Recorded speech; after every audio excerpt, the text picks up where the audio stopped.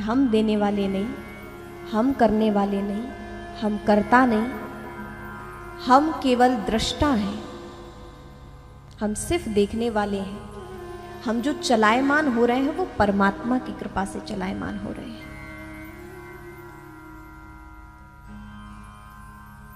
एक संत जब कुछ देते थे तो वो नीचे आंखें करके देते थे, दान पुण्य बहुत करते थे। किसी ने पूछा कि महाराज आप इतना कुछ हम सबको देते हैं, समाज को देते हैं, इतना दान पुण्य करते हैं, संत होकर भी आप इतना सब कुछ देते हैं, भक्त आपको देते हैं और आप सब में वितरित कर देते हैं, और फिर भी इतना देते हैं और आप सदैव नीचे सिर करके, नीची आंखें करके देते हैं, ऐसा क्यों? देने वाला तो अपने उसमें भर जाता है कि हाँ मैं देने वाला हूं, आप ऐसा क्यों करते हैं? तब उन संत ने बहुत अच्छी बात कही थी, सुनिएगा। देनहार कोई और है,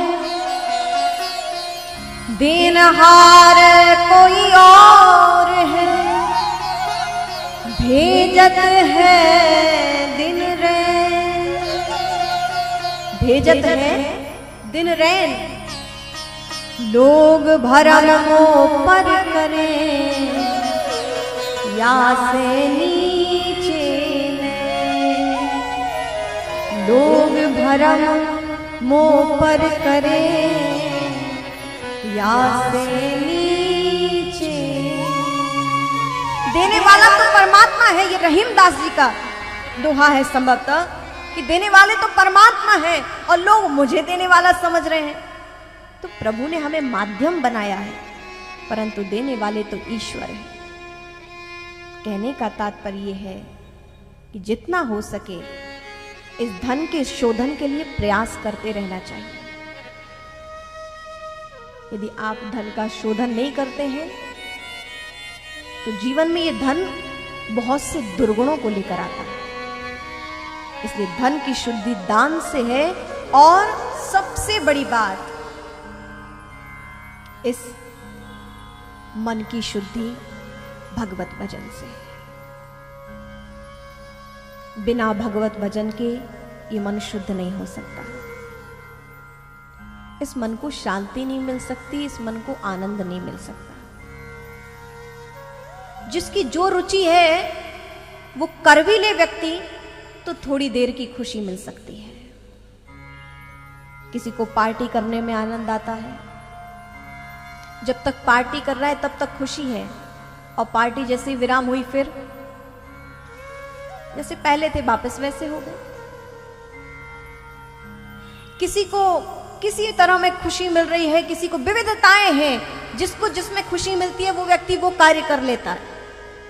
विचार कीजिए, आप सबके जीवन का अनुभव होगा, आप जो करना चाहते थे आपने वो सब किया अपनी खुशी के लिए, आप वो कर भी लिए। तो आप अब विचार कीजिए कि आप सारी खुशियों के साधन ढूंढ चुके, सारा सब कुछ कर लिया, अब आप पूर्णता शांति में हो, पूर्ण आनंद में हो? अब नहीं, क्योंकि वो खुशी क्षणिक थी, थोड़ी देर की। क्योंकि संसार में जितनी भी वस्तुएं या जो भी सुविधाओं से जो आनंद मिलता है वो सब टेम्परेरी है, थोड़े समय के लिए। क्योंकि ये संसार परिवर्तनशील है, सतत चरेवेति चरेवेति, नाश हो रहा है। संसरति इति संसार, जो सरक रहा है, धीरे धीरे चल रहा है, वो संसार है। तो यहां की जब वस्तुएं अस्थिर हैं तो वो हमारे जीवन में स्थिर शांति कैसे दे सकती है? संसार में सुख और दर्पण में मुख दिखाई देता है पर होता नहीं है। बात समझ आई होगी आप लोगों को। जब आप दर्पण देखते हो बस उतनी देर मुख दर्पण में दिखाई देता है, दर्पण से हटे और दर्पण से मुख भी गायब। तो संसार में सुख और दर्पण में मुख सिर्फ दिखाई देता है, होता नहीं है। सुख दुख भी ये माया का जाल है, थोड़ी देर की खुशी और बाद में। और हाँ, ये खुशी भी आवरण लेके बहुत अच्छा आती है। होता है ना कई बार पैकेजिंग बहुत अच्छी होती किसी चीज की, अंदर से खोलो तो ऐसे लगता है, देखो तो कितनी सुंदर चीज दी होगी, पैकेजिंग इतनी बढ़िया, बहुत चार चार तरीके से रैपर उसमें लपेटे हुए, फूल बनाए हुए, और इस तरह से बहुत बढ़िया, देख के मन खुश हो जाता है, भाई कितना अच्छा दिया होगा। लेकिन जब खोलते हैं तो कभी कभी क्या होता है, लिफाफा इतना बड़ा और उसमें 10 रुपए होता है ना कभी कभी। पैकेजिंग बहुत अच्छी, लेकिन उसमें जो प्रोडक्ट है ठीक उसी प्रकार ये संसार भी, इस संसार में आवागमन बना रहे जीवों का कल्याण ना हो सके, इसलिए संसार को भी तो, ये सृष्टि भी तो चलनी है ना, बांधे रहती है। और इस मोह में फंसे रहो, संसार यही चाहता है कि सृष्टि चलती रहे।